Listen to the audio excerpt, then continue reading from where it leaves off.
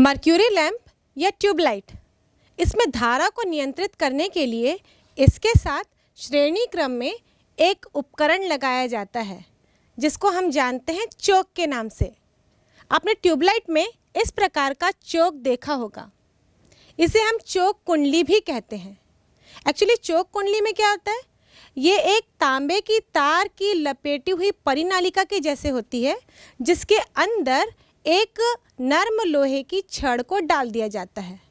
ये नर्म लोहे का छड़, ये क्रोड, इस कुंडली के अंदर आसानी से आगे या पीछे खसकाया जा सकता है। जब इस प्रकार की चोक कुंडली को किसी भी बल्ब के साथ या उपकरण के साथ जो कि एसी परिपथ में जुड़े गए हैं उसे श्रेणी क्रम में जोड़ा जाता है तो ये इस परिपथ में धारा के मान को नियंत्रित करता है। ये धारा के मान को कैसे नियंत्रित करता है, इसके लिए हम देखें तो इस परिपथ में जो उपकरण लगाया गया है उसका प्रतिरोध या फिर इस परिपथ का प्रतिरोध सब मिलाकर हम R ले रहे हैं और हमने एक कुंडली लगाई है जिसका प्रेरकत्व L लिया है। तो इस परिपथ में जो प्रतिबाधा होगी सबको मिलाकर जो रुकावट होगी उसका समीकरण दिया जाता है Z बराबर √R² प्लस XL का स्क्वायर, और XL बराबर हो तो ओमेगा L, तो Z बराबर होगा √R² प्लस ओमेगा L का स्क्वायर। इसका मतलब अगर इस परिपथ में ऐसी कुंडली लगा दी जाए जिसका प्रेरकत्व अधिक हो तो यहाँ पर ओमेगा L का मान अधिक हो जाएगा और इसके कारण इस रुकावट या प्रतिबाधा का मान भी अधिक होगा, और प्रतिबाधा का मान अधिक होगा तो धारा का मान कम हो जाएगा। इसका मतलब इस परिपथ में धारा नियंत्रित की जा सकती है। यदि हम इसमें शक्ति देखें तो औसत शक्ति का मान होता है P बराबर VRMS RMS cos फाई, और यहाँ पर अगर cos फाई को देखें तो ये क्या है, ये है शक्ति गुणांक। शक्ति गुणांक का फॉर्मूला होता है प्रतिरोध अपॉन प्रतिबाधा। तो यदि प्रतिबाधा का मान अधिक है तो cos फाई का मान कम होगा, लगभग इसको हम 0 के बराबर ले सकते हैं। तो औसत शक्ति का मान इस परिपथ के लिए 0 हो जाएगा। इस प्रकार इस परिपथ में या ऊर्जा क्षय के बिना ही हम धारा को नियंत्रित कर सकते हैं। इसीलिए तो यहाँ पे चोक कुंडली लगाई गई है, वरना आप सोच रहे होंगे कि हम तो डीसी वाले परिपथ में प्रतिरोध लगा के धारा को नियंत्रित कर लेते थे, तो इस एसी वाले परिपथ में धारा को नियंत्रित करने के लिए हम चोक कुंडली क्यों लगा रहे हैं? क्योंकि यदि प्रतिरोध लगाया जाता है उसमें ऊर्जा क्षय की दर अधिक होती है। ऊष्मीय ऊर्जा जो होती है वो प्रतिरोध के समानुपाती होती है, लेकिन चोक कुंडली की बात करें तो इसमें औसत शक्ति का मान यानी कि ऊष्मा क्षय होने की दर ये लगभग 0 के बराबर होती है। इस प्रेरक कुंडली में यदि फेरों की संख्या में परिवर्तन कर दी जाए या फिर जो नर्म लोहे का छड़ हमने अंदर डाला है उसको भी इस कुंडली में अगर चलाया जाए उसके कारण इसके स्वप्रेरकत्व में परिवर्तन हो जाता है, और स्वप्रेरकत्व में परिवर्तन होगा मतलब यहाँ पर प्रतिबाधा के मान में भी परिवर्तन होगा जिसके कारण धारा के मान में भी परिवर्तन होगा। इसका मतलब हम धारा को प्रेरक कुंडली लगाकर एसी परिपथ में नियंत्रित कर सकते हैं। वैसे तो इसमें औसत शक्ति यानी ऊर्जा क्षय की दर नगण्य होती है, लेकिन फिर भी इस प्रेरक कुंडली में कई प्रकार के ऊर्जा हानियाँ होती हैं जिनको हम धीरे धीरे कम करते जाते हैं।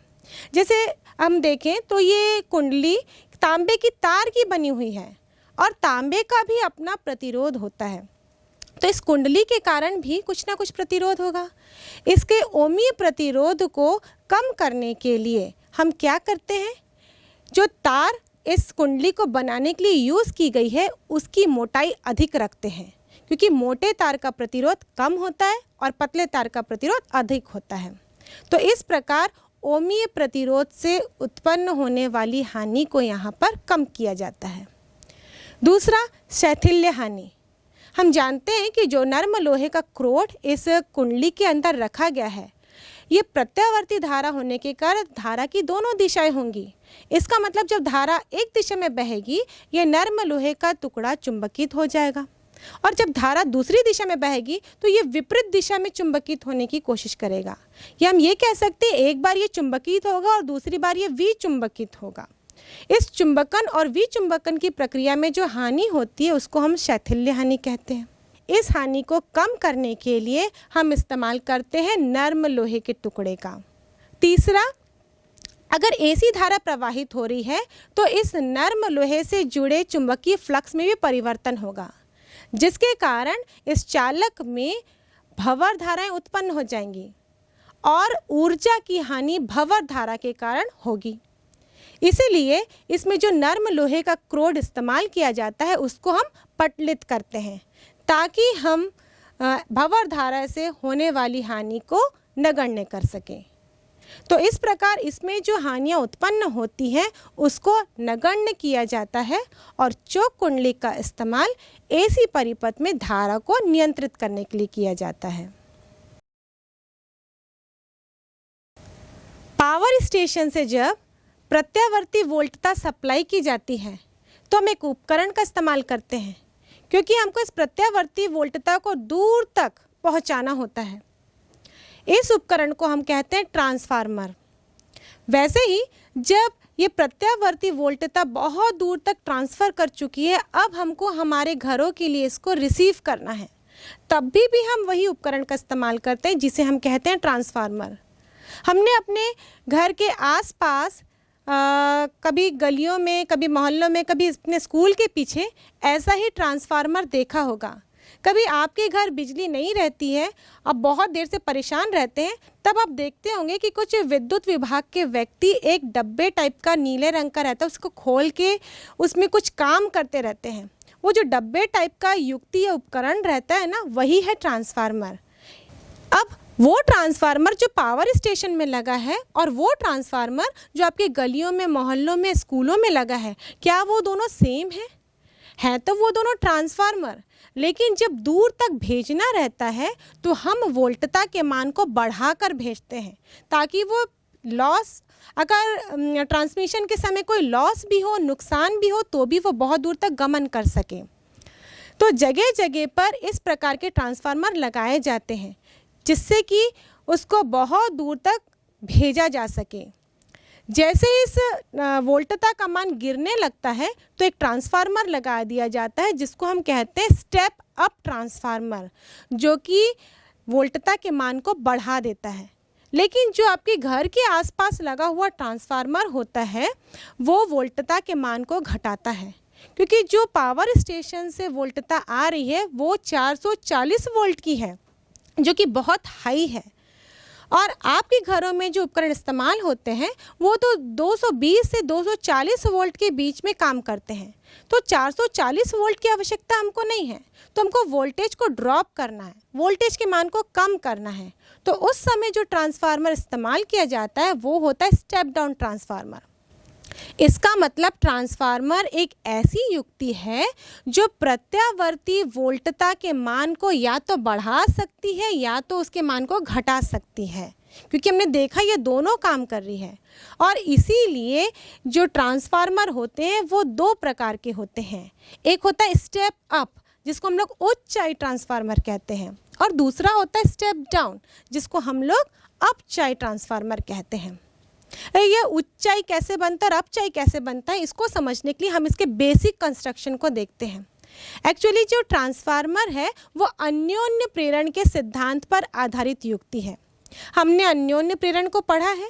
अन्योन्य प्रेरण के लिए दो कुंडलियाँ चाहिए होती हैं। एक कुंडली में हम लोग परिवर्ती वोल्टता लगाते हैं, परिणाम स्वरूप दूसरे कुंडली में भी प्रेरित वोल्टता उत्पन्न हो जाती है, और ये प्रेरित वोल्टता जो दूसरी कुंडली में उत्पन्न हो रही है वो पहली कुंडली की विपरीत दिशा में होती है। अब ट्रांसफार्मर में जब हम बनाते हैं तो इसमें दो कुंडली लेते हैं। एक ऐसी कुंडली जिसमें प्रत्यावर्ती वोल्टता लगाई जाएगी, दूसरी कुंडली जिसमें से प्रत्यावर्ती वोल्टता ली जाएगी, और इन दोनों के बीच में होता है एक क्रोड।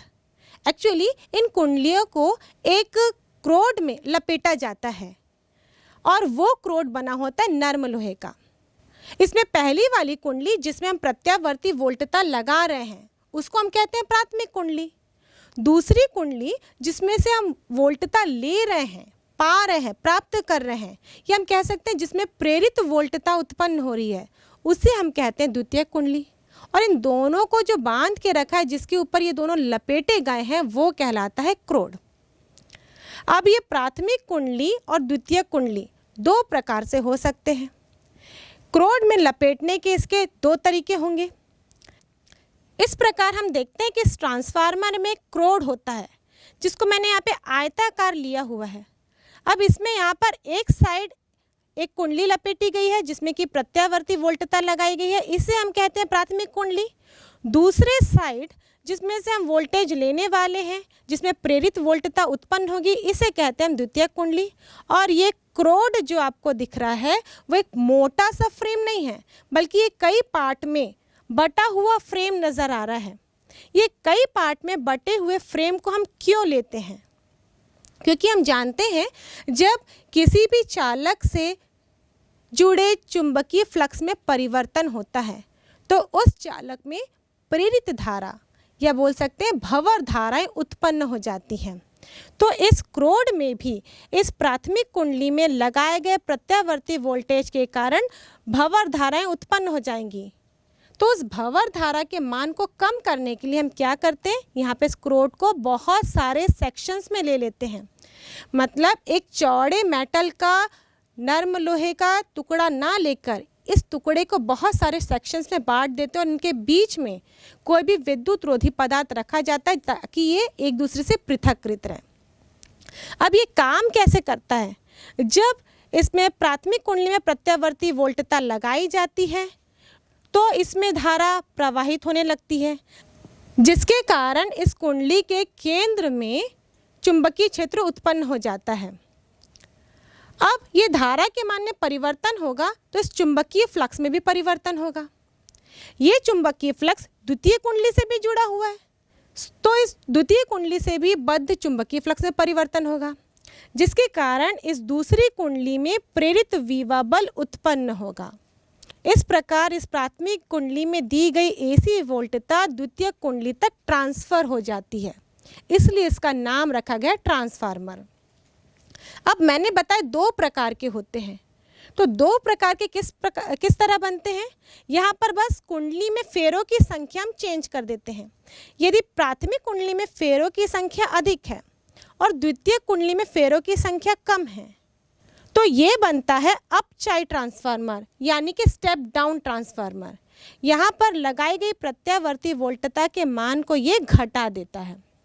लेकिन ऐसा हो कि प्राथमिक कुंडली में फेरों की संख्या कम हो और द्वितीय कुंडली में फेरों की संख्या अधिक हो, तो उस कंडीशन में जो प्राथमिक कुंडली में लगाई गई प्रत्यावर्ती वोल्टता है द्वितीय कुंडली में प्रकट होगी तो वो बढ़कर प्रकट होगी।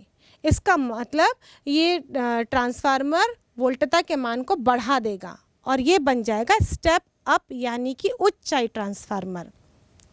यदि परिपथ में हम ट्रांसफार्मर का चिन्ह बनाते हैं तो इस प्रकार बनाते हैं। यहाँ पर दो कुंडली बनाई जाएगी और दोनों के बीच में दो लकीर खींची जाएंगी। इसमें से एक कुंडली प्राथमिक होगी जिसमें से हम प्रत्यावर्ती वोल्टता लगा रहे हैं और दूसरी सेकेंडरी, और ये जो दो लकीरें खींची गई हैं ये कहलाती है इनका क्रोड। तो ये सर्किट सिंबल होता है इस ट्रांसफार्मर का। जहाँ पे द्वितीय कुंडली में फेरों की संख्या कम है वो स्टेप डाउन ट्रांसफार्मर, जहाँ पर द्वितीय कुंडली में फेरों की संख्या अधिक है वो होता है स्टेप अप ट्रांसफार्मर। यदि ट्रांसफार्मर के प्राथमिक कुंडली में फेरों की संख्या NP है और द्वितीय कुंडली में फेरों की संख्या NS है और प्राथमिक कुंडली के प्रत्येक फेरे से जुड़ा चुंबकीय फ्लक्स फाई है, तो फैराडे के नियम के अनुसार जो प्राथमिक कुंडली में प्रेरित विभव बल है वो होगा EP बराबर -NP d∅/dt। अब यही फ्लक्स हम मान के चलते हैं कि द्वितीय कुंडली से भी जुड़ा हुआ है, तो जो द्वितीय कुंडली में प्रेरित विभव बल उत्पन्न होगा उसका फॉर्मूला होगा ES बराबर -NS d∅/dt। अब इस समीकरण दूसरे को समीकरण पहले से भाग देने पर हमें मिलेगा ES upon EP equal to NS upon NP। यदि इस कुंडली में जो तार उपयुक्त हुई है तांबे की, उसका प्रतिरोध हम नगण्य मान रहे हैं, तो जो विभव बल उत्पन्न हो रहा है वही इस कुंडली के सिरे में लगाया गया वोल्टेज होगा। तो हम लिख सकते हैं ES upon EP equal to VS upon VP, और ये बराबर हो जाएगा NS अपॉन NP के। इसीलिए यदि हम अपचय ट्रांसफार्मर को देखें जहां पर वोल्टेज का मान कम होना है द्वितीयक कॉइल में, तो द्वितीयक कॉइल में यदि वोल्टेज का मान कम होना है तो द्वितीयक कुंडली में फेरे की संख्या भी कम होनी चाहिए, और यदि द्वितीयक कुंडली में वोल्टेज का मान अधिक होगा तो द्वितीयक कुंडली में भी फेरों की संख्या अधिक होनी चाहिए। हम जानते हैं कि किसी भी परिपथ की शक्ति P बराबर होती है V इंटू आई। तो प्राथमिक कुंडली में जो शक्ति है उसको हम दर्शाएंगे VP इंटू IP से, और इसी प्रकार द्वितीय कुंडली की शक्ति हम लिख सकते हैं VS इंटू IS। एक आदर्श स्थिति, एक आदर्श कंडीशन की बात करें तो जो प्राथमिक कुंडली की शक्ति होती है वो द्वितीय कुंडली की शक्ति के बराबर होनी चाहिए, तभी तो हम कहेंगे कि यहाँ पे वोल्टेज का ट्रांसफ़र हो रहा है बिना किसी शक्ति के लॉस के। तो दोनों को यदि हम बराबर करें तो हम लिख सकते हैं VP/IP बराबर VS/IS, और यहाँ से हम लिख सकते हैं VS upon VP equal to IP upon IS। इसका मतलब क्या है? यदि स्टेप अप ट्रांसफार्मर वोल्टेज के मान को बढ़ाता है तो वहाँ पे धारा का मान कम हो जाता है, और जब स्टेप डाउन ट्रांसफार्मर वोल्टेज के मान को घटाता है तो वहाँ धारा का मान बढ़ जाता है। इसलिए हम ये कह सकते हैं कि ट्रांसफार्मर वोल्टेज के मान को बढ़ाता है तो धारा के मान को कम करता है, या वोल्टेज के मान को घटाता है तो धारा के मान को वो बढ़ा देता है। और सभी समीकरणों को एक साथ लिखने पर IP upon IS equal to VS upon VP equal to NS upon NP, और ये जो अनुपात है इसको नाम देते हैं हम परिणमन अनुपात का, जिसको हम कहते हैं ट्रांसफॉर्मेशन रेशियो। इसे प्रदर्शित किया है R से, और NS अपॉन NP बराबर R हम ले रहे हैं, तो यहाँ से एकदम स्पष्ट हो जा रहा है कि यदि स्टेप अप ट्रांसफार्मर है जिसमें द्वितीय कुंडली में फेरे की संख्या अधिक है तो उसके लिए परिणमन अनुपात का मान 1 से अधिक होगा, और स्टेप डाउन ट्रांसफार्मर है जिसमें द्वितीय कुंडली में फेरों की संख्या कम है तो उसके लिए परिणमन अनुपात का मान 1 से कम होगा। और हम ट्रांसफार्मर की दक्षता की बात करें तो ये निर्गत शक्ति और निवेशी शक्ति का अनुपात होती है, यानी कि द्वितीय कुंडली में प्राप्त की गई ऊर्जा और प्राथमिक कुंडली में दी गई ऊर्जा के अनुपात को हम ट्रांसफार्मर की दक्षता कहते हैं। इसको हम दर्शाते हैं ईटा से। वैसे तो एक आदर्श ट्रांसफार्मर की दक्षता 100% होनी चाहिए, लेकिन इसमें कुछ क्षय के कारण ट्रांसफार्मर की दक्षता कभी भी 100% नहीं हो सकती। इनमें क्या क्या क्षय हो सकते हैं? पहले हम देखें तो जो कुंडली बनी है वो तांबे की तार की बनी है। इस तांबे की तार का अपना प्रतिरोध होगा। इस प्रतिरोध के कारण ऊर्जा क्षय होने लगेगी ऊष्मा के रूप में। इसको कंट्रोल करने के लिए, यानी कि इसके ओमी प्रतिरोध को कम करने के लिए हम तांबे की तार को मोटा बनाते हैं, और ये जो क्षय है इसको हम कहते हैं ताम्र क्षय, क्योंकि ये तांबे से बनी कुंडली के कारण हो रही है। इसमें जो दूसरे प्रकार का क्षय है वो है लौह क्षय। अब लोहे का क्या बना है? यहाँ पर लोहे का बना हुआ है क्रोड। क्रोड में किस प्रकार हानि हो सकती है? यदि हम लोहे का मोटा सा फ्रेम ले लें, मोटा सा क्रोड, तो इसमें भंवर धारा उत्पन्न हो जाएंगी, जिसके कारण ऊर्जा जो है वो नष्ट हो जाएगी। लेकिन इसको कम करने के लिए हम क्या करते हैं? इस क्रोड को मोटा सा लोहे का प्लेट ना लेकर हम लोहे के प्लेट को कई भागों में विभाजित कर देते हैं और उनके बीच में कोई विद्युत रोधी पदार्थ डाल देते हैं, यानी कि क्रोड को पटलित कर दिया जाता है। तीसरे प्रकार की क्षय होती है चुंबकीय फ्लक्स क्षय, यानी कि मैग्नेटिक फ्लक्स लॉस। यदि प्राथमिक कुंडली से जुड़ा हुआ फ्लक्स हम फाई लेते हैं तो द्वितीयक कुंडली से भी जुड़ा हुआ फ्लक्स हम फाई लेते हैं, पर वास्तव में प्राथमिक कुंडली से जुड़ा हुआ पूरा फ्लक्स द्वितीयक कुंडली से नहीं जुड़ता। इसके कारण मैग्नेटिक फ्लक्स लॉस हो जाता है। इस हानि को दूर करने के लिए हम एक ही फ्रेम में दोनों तार को लपेट देते हैं ताकि पहली कुंडली का जो फ्लक्स है वो दूसरी कुंडली से भी उतना ही जुड़ा रह सके। चौथे प्रकार की हानि होती है शैथिल्य हानि। हम जानते हैं कि ट्रांसफार्मर में प्रत्यावर्ती वोल्टेज लगाया जा रहा है, इसमें प्रत्यावर्ती धारा प्रवाहित हो रही है। इसके कारण जब धारा एक दिशा में प्रवाहित होगी तो जो नर्म लोहे का क्रोड है वो एक दिशा में चुंबकित हो जाएगा, और जब धारा दूसरे दिशा में प्रवाहित होगी तो ये नर्म लोहे का क्रोड दूसरे दिशा में चुंबकित हो जाना चाहिए। मतलब प्रत्यावर्ती धारा के एक पूर्ण चक्र में हम कह सकते हैं कि क्रोड जो है एक बार चुंबकित होता है और एक बार विचुंबकित होता है, जिसके कारण इस क्रोड में हानि हो सकती है। इस हानि से बचने के लिए, इस शैथिल्य हानि से बचने के लिए इस क्रोड को नर्म लोहे का बनाया जाता है, क्योंकि नर्म लोहा आसानी से चुंबकित भी हो जाता है और आसानी से विचुंबकित भी हो जाता है। तो इस प्रकार दो अलग अलग टाइप के ट्रांसफार्मर का उपयोग अलग अलग जगह पे किया जाता है। जब उच्च वोल्टता और निर्बल धारा को प्रवाहित करना हो तो स्टेप अप ट्रांसफार्मर जैसा कि पावर स्टेशनों में धारा को प्रवाहित करने के लिए किया जाता है।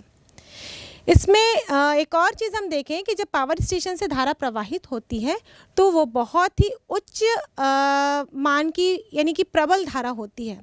जब उसको तारों से सप्लाई किया जाता है तो मोटे तार का इस्तेमाल किया जाता है ताकि उसका प्रतिरोध कम हो और धारा आसानी से प्रवाहित हो सके। लेकिन उच्च मान की धारा यदि तारों से भी प्रवाहित की जाएगी तो उस कंडीशन में ऊष्मा जो है वो क्षय होने लगेगा इन तारों से, क्योंकि ऊष्मा ऊर्जा की दर वो बराबर होती है I²RT के। तो R का मान भले हम मोटे तारों से कम कर दें, लेकिन I का मान भी कम होना चाहिए। और I का मान किसके द्वारा कम किया जाता है, यानी धारा को निर्बल कैसे बनाया जाता है, स्टेप अप ट्रांसफार्मर के जरिए। पर घरों में जो धारा प्रोवाइड की जाती है उसमें वोल्टता का मान कम होना चाहिए किंतु धारा का मान अधिक होना चाहिए। आपने वेल्डिंग मशीन को देखा है? वेल्डिंग मशीन जब ऑन किया जाता है तो एक पल के लिए ऐसा लगता है कि घर की सारी बिजली उसमें चली गई है और कुछ लाइट या बल्ब रहते हैं वो डिम हो जाते हैं थोड़ी देर के लिए। पता चल जाता है कि यहाँ पर कोई हैवी अप्लायंसेस इस्तेमाल किया गया है। तो इस वेल्डिंग मशीन में बताइए कौन सा ट्रांसफार्मर इस्तेमाल होता होगा, स्टेप अप या स्टेप डाउन? जो वेल्डिंग मशीन है एक्चुअली उसमें प्रबल धारा की आवश्यकता होती है कम वोल्टेज पर, और ये काम कर सकता है स्टेप डाउन ट्रांसफार्मर। तो ये गलती कभी आप नहीं करेंगे, क्योंकि हमें ऐसा लगता है कि ये बहुत ही हैवी अप्लायंसेस है तो यहाँ पे स्टेप अप ट्रांसफार्मर लगा दिया गया होगा, पर यहाँ पर स्टेप डाउन ट्रांसफार्मर इस्तेमाल होता है। बाकी घर में और भी उपकरण हैं जैसे कि टीवी, फ्रिज उपकरण, इन सारे के लिए हम स्टेप डाउन ट्रांसफार्मर का इस्तेमाल करते हैं। अब हम अपचाई और उच्चाई ट्रांसफार्मर में अंतर देखते हैं। अपचाई ट्रांसफार्मर, उच्चाई ट्रांसफार्मर, यह एसी वोल्टता को घटाता है, यह एसी वोल्टता को बढ़ाता है। इसकी द्वितीयक कुंडली में फेरों की संख्या प्राथमिक कुंडली में फेरों की संख्या से कम होती है। इसकी द्वितीयक कुंडली में फेरों की संख्या प्राथमिक कुंडली में फेरों की संख्या से अधिक होती है। यह धारा की प्रबलता को बढ़ा देता है या धारा की प्रबलता को घटा देता है।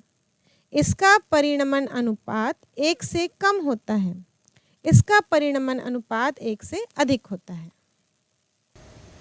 अभी हमने ट्रांसफार्मर के कंस्ट्रक्शन को एक चित्र के अनुसार समझा, पर वास्तव में ट्रांसफार्मर कैसे दिखता है और वहाँ पे क्या क्या मौजूद होते हैं, इसको चल के हम एक असली ट्रांसफार्मर को देखते हैं। चलिए तो एक ट्रांसफार्मर को देख के आते हैं। बच्चों, आपके सामने ये एक ट्रांसफार्मर दिखाई दे रहा है। आपके गली या मोहल्ले में लगा हुआ ये हल्के नीले या ग्रे कलर का डब्बा जिसके सामने से आप कई बार गुजरे होंगे और शायद तब तक आप भी ये नहीं जानते होंगे कि यही वो ट्रांसफार्मर है जिसके बारे में अभी हमने पढ़ा। पर हमने जब ट्रांसफार्मर का कंस्ट्रक्शन देखा तो उसमें दो कुंडली, एक प्राथमिक और द्वितीयक थी जो एक कोर में लपेटी गई थी। पर यहाँ तो हमको कुंडली ना कोर दिखाई दे रहा है। ऐसा इसलिए क्योंकि ये पूरा कंस्ट्रक्शन इस नीले रंग के टैंक में रखा हुआ होता है जिसे हम मेन टैंक कहते हैं। और इस मेन टैंक में भरी होती है एक गाढ़ी सी तेल जिसको हम नैप्था ऑयल कहते हैं। इस मेन टैंक के साथ जुड़ा हुआ एक एक्सपेंशन टैंक जो कि इस बेलनाकार टैंक के रूप में हमको दिखाई दे रहा है। और इस ट्रांसफार्मर में साइड में आप देखेंगे कि कुछ जालीदार स्ट्रक्चर भी दिख रहा है।